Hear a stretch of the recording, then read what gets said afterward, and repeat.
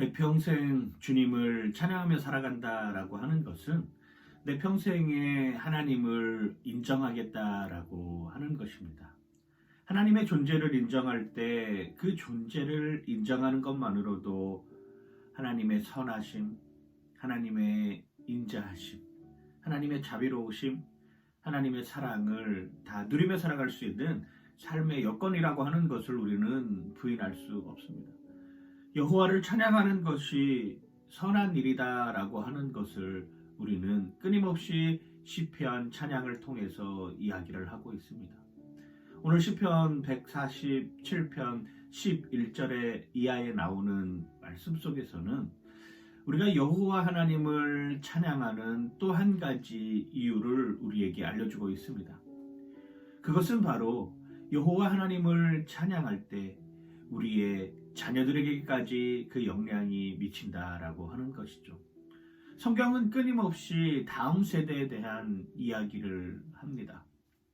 오늘 내 때에 내 상황 가운데 하나님의 완전하신 뜻이 다 이루어지지 않을지라도 우리의 자녀들, 우리의 다음 세대의 소중한 자녀들의 삶 가운데는 그 하나님께서 이루어 놓으시고자 하는 일들이 나타난다라고 하는 것을 계속 보여주고 있는 것이죠. 오늘 시편 147편 13절 말씀도 그렇게 표현하고 있습니다. 그가 내 문빗장을 견고히 하시고 내 가운데에 있는 너희의 자녀들에게 복을 주셨으며, 하나님을 찬양하는 삶, 하나님을 찬양하는 삶 가운데서 함께하는 그 말씀에 내가 끊임없이 젖어 살아가는 삶을 살아가면 내 문빗장을 견고하게 하겠다라고 하는 것입니다.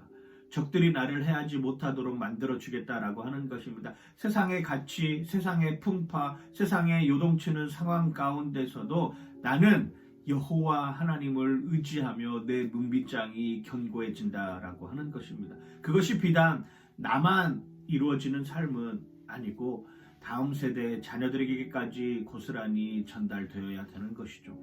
코로나 바이러스로 인하여서 정말 어수선한 세상을 맞이했습니다. 지금까지 한 번도 경험해보지 못한 그런 상황 속에 우리는 노출되어 있습니다.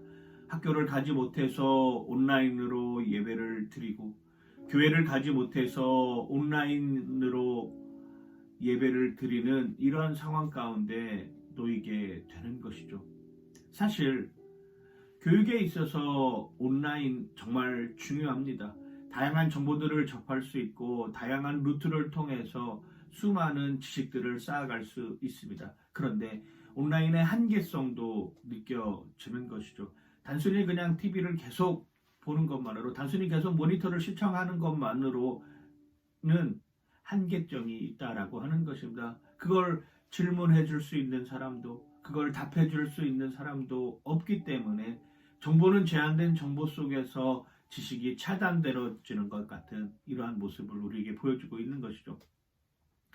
성경이 지금까지 유지되었던 이유는 무엇입니까? 그 자녀들에게 끊임없이 알려주었던, 유대인들이 가르쳐 주었던 하브루타가 무엇입니까? 토라를 중심으로 그 토라에서 파생된 탈무드를 가지고 끊임없이 논쟁하고 토론하고 대화하고, 그리고 그것이 삶에 어떻게 적용될 것인가를 고민하는 과정 가운데 여기까지 왔다라고 하는 것이죠. 오늘의 시대에서 다음 세대 우리 자녀들에게 가르쳐 주어야 할 신앙의 유산이 바로 그것입니다. 성경을 읽고 묵상하고 끊임없이 토론하고 대화하고, 그리고 내가 어떻게 성경대로 살아가야 될 것인가를 고민하게 만드는 것, 그게 바로 부모가 가지고 있는 자녀 교육, 자녀 양육, 자녀를 어떻게 신앙교육할 것인가에 대한 책임이자 의무일 것입니다.